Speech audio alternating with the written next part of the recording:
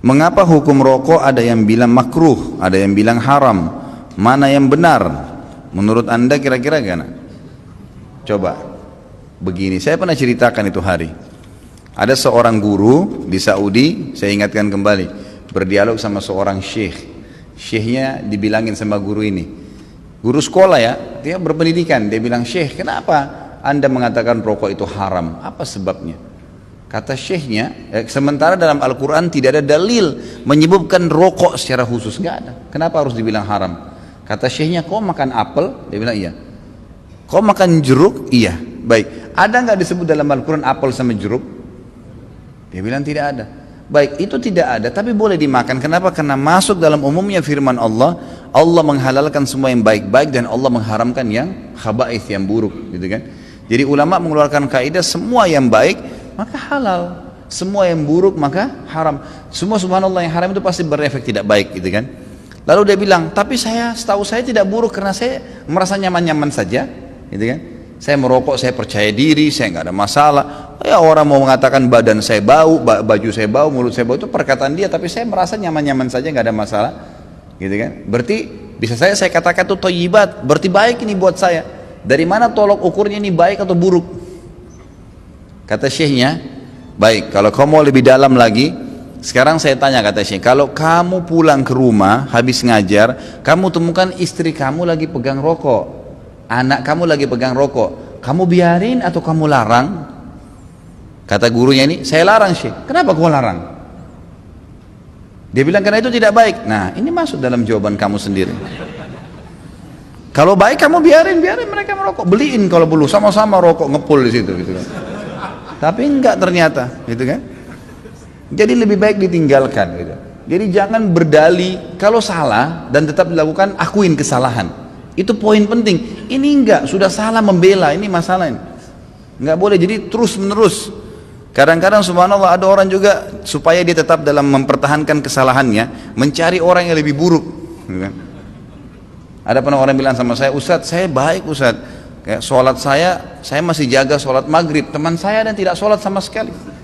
Jadi patokannya yang lebih buruk, supaya yang dia tinggalin 4 waktu sholat itu mending, nggak apa-apa gitu. Bukannya dilihat orang yang sholat lebih banyak, ini nggak boleh sebenarnya, gitu kan?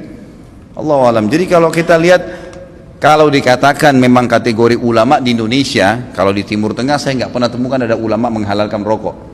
Di Indonesia ini karena kiai kita terlalu murah gelarnya, ayahnya kiai, anaknya jadi kiai.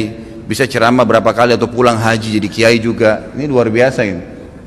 Saya mohon maaf, bukan menyombongkan diri sama sekali. Saya subhanallah berapa kali ketemu dengan orang-orang kiai. Kiai ini, saya kalau ketemu subhanallah seperti kalau antum ahli listrik misalnya.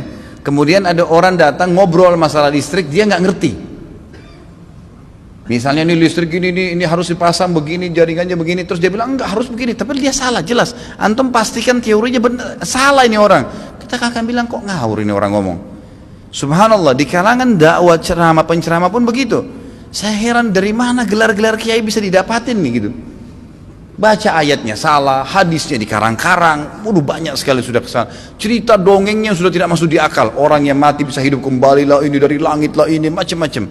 Yang tidak masuk di akal, ini dari mana orang ini nih gitu. Ya, dari mana asal muasalnya bisa muncul gitu.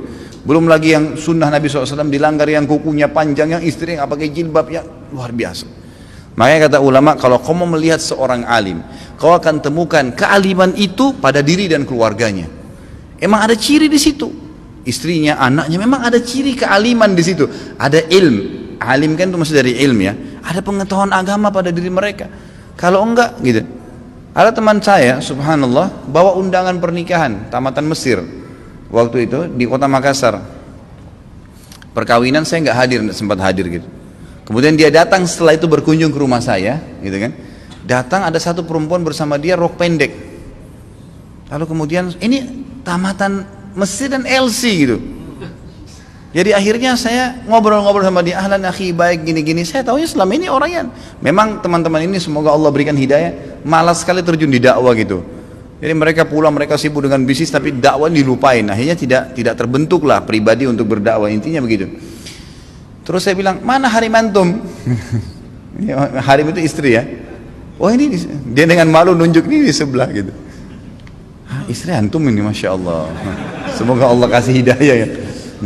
Jadi bisa, kenapa nggak nikah dengan wanita yang berjilbab banyak, kesian ngantri, gitu kan? Ngapain harus ngambil orang yang tidak? Ya susah, jadi PR lagi ya.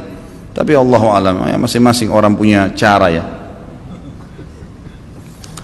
Jadi kalau kita temukan teman-teman kita yang bergelar kiai ini yang memakruhkan rokok karena dia masih merokok, gitu kan?